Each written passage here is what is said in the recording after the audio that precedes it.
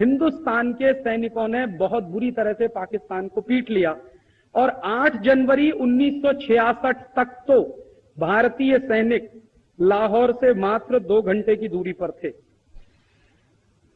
माने और 2 घंटे 3 घंटे का समय मिला होता तो शायद लाहौर में तिरंगा झंडा होता, यह हो सकता था उस समय।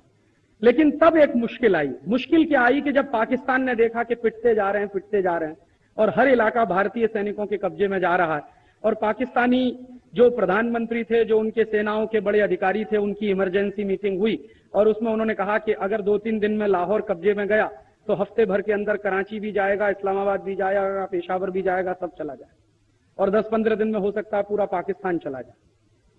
और शास्त्री जी ने तो मैंने बताया कि खुली छूट दे रखी थी, उनको कभी इस बात की तकलीफ नहीं थी कि भारतीय सेना कहां तक जा चुकी है। उन्होंने कहा कि अभी पाकिस्तान को कायदे से सबक सिखा देना ही ठीक है ताकि बार बार ये तकलीफ ना उठानी पड़े हमको। लेकिन अचानक से क्या हुआ, जो मैंने बताया, 8 जनवरी 1966 तक जब भारतीय सैनिक लाहौर के बिल्कुल नजदीक पहुंच गए थे, तब पाकिस्तान ने अमेरिका को कहा कि अब किसी तरह से युद्ध को रुकवाइए, नहीं तो हमारा अस्तित्व ही खत्म हो सकता है। पाकिस्तान को यह समझ में आ गया, तो अमेरिका को कहा कि किसी तरह से युद्ध रुकवाइए।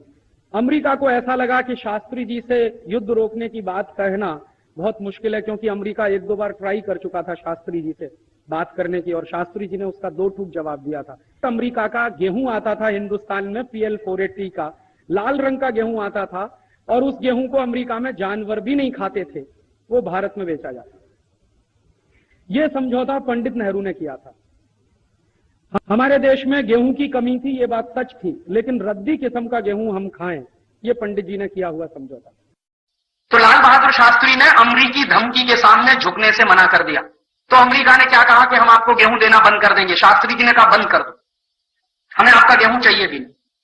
तो फिर अमेरिका की धमकी आई कि आपके लोग भूखे मर जाएंगे। शास्त्री जी ने कहा हम भूखे मरेंगे, लेकिन हमको अपमानजनक शर्तों पर यह संधि मंजूर नहीं है आपसे। और शास्त्री जी ने हिम्मत दिखाई, PL 480 का गेहूं खरीदना बंद कर दिया। फिर देश में गेहूं की थोड़ी कमी आ गई, तो शास्त्री जी ने देश के लोगों से अपील की कि हम एक समय भोजन करना बंद कर दें, और देश के करोड़ों लोगों ने शास्त्री जी की बात का जवाब दिया। करोड़ों लोगों ने सोमवार को व्रत रखना शुरू कर दिया। जनता ने भूखा रहना मंजूर किया, लेकिन शास्त्री जी पर इस बात का किसी आदमी ने दबाव नहीं डाला कि आप अमेरिका से गेहूं खरीदिए, हम भूखे नहीं रहेंगे। लोगों ने कहा हम भूखे रहेंगे, सम्मान के साथ हमको भूखा रहना मंजूर है, बजाय इसके कि हम अमेरिका से गेहूं खरीदें और अपमानजनक शर्तों पर उसको हम खाएं। लेकिन दूसरी बार शास्त्री जी दबाव में आए, और फिर भारत के ही अंदर के नेता अमेरिका समर्थन के हो गए, और भारत के नेताओं ने फिर शास्त्री जी को कहना शुरू किया कि पाकिस्तान से समझौता करना चाहिए और पाकिस्तान से समझौता करना पड़े। तो शास्त्री जी बहुत ही बुझे मन से, दबे हुए मन से गए ताशकंद समझौता करने के लिए, और ऐसा समझौता हुआ कि वो वापस नहीं लौटे। समझौते में क्या हुआ कि जो जमीन भारतीय सैनिकों ने जीती थी, वो सारी की सारी जमीन समझौते में हार गई, और शास्त्री जी भी उस समझौते में चले गए। शास्त्री जी की डेड बॉडी लौटी थी ताशकंद से, शास्त्री जी नहीं लौटे। हमने इतनी बड़ी गलती की 1965 में कि एक तो देश का प्रधानमंत्री खोया और दूसरा देश की जमीन खोई जो जीती थी पाकिस्तान से, और एक ऐसा प्रधानमंत्री खोया जिसके बारे में मैं कह सकता हूं ना भूतो ना भविष्य थी, न कभी हुआ न कभी होगा। हो गया था पाकिस्तान की तरफ से, तो शास्त्री जी ने सारे देश के लोगों से एक अपील की कि घर का पैसा बचाओ, खर्चे कम करो। युद्ध जब शुरू हो गया था तो एक दिन शास्त्री जी की पत्नी ललिता जी ने कहा कि आपकी धोती फट गई है, आप एक नई धोती ले आइए। तो उसने कहा कि बहुत अच्छा ये होगा कि तुम उसको सुई धागे से सिल दो। अभी नई धोती लाने के बारे में मैं कल्पना नहीं कर सकता, क्योंकि मैंने सब कुछ छोड़ दिया है, पगार लेना भी बंद कर दिया, तो पैसा तो है नहीं, मैं नई धोती लाऊंगा कहां से। जितने कम से कम खर्चे में तुम घर का काम चला सको उतने की बात करो। तो उन्होंने पूछा अपनी पत्नी से कि बोलो कितने कम से कम पैसे में घर का खर्च चल सकता। तो उनकी पत्नी ने कहा कि कुछ 300 रुपए में चल जाएगा।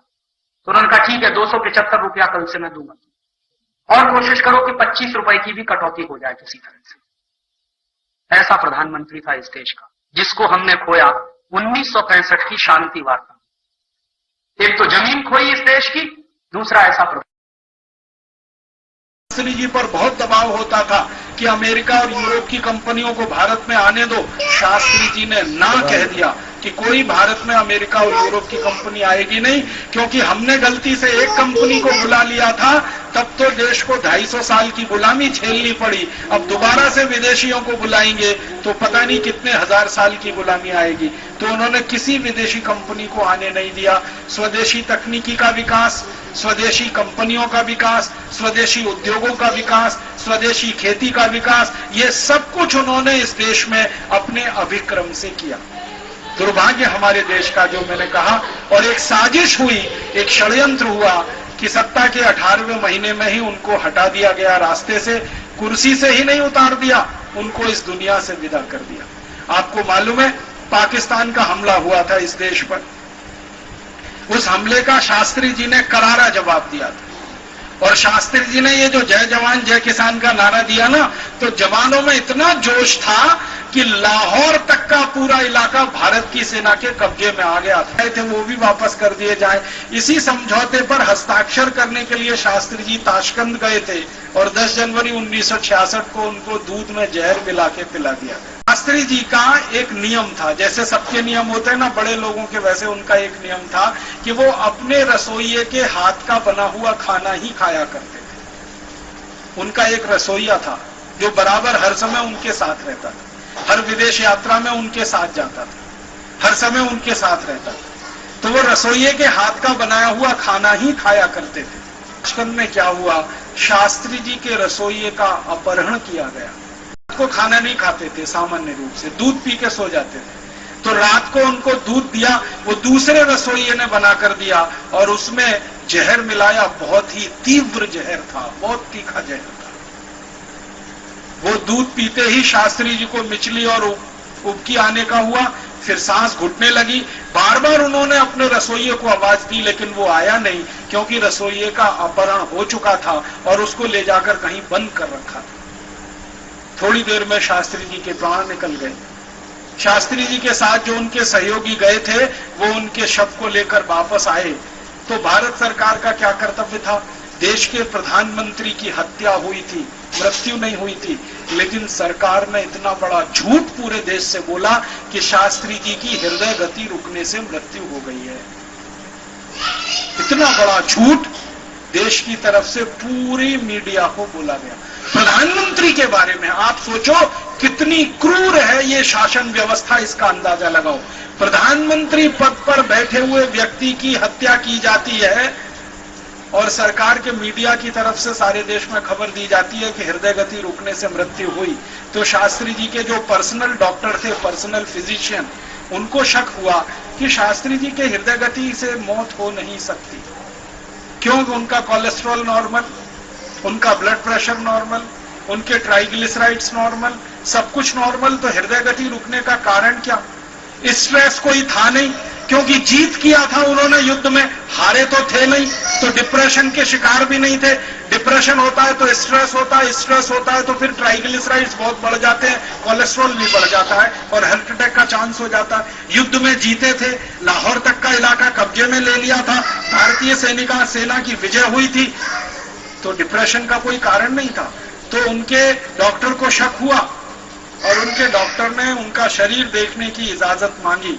तो पहले तो शास्त्री जी का शरीर देखने की इजाजत नहीं दी गई उनके डॉक्टर को।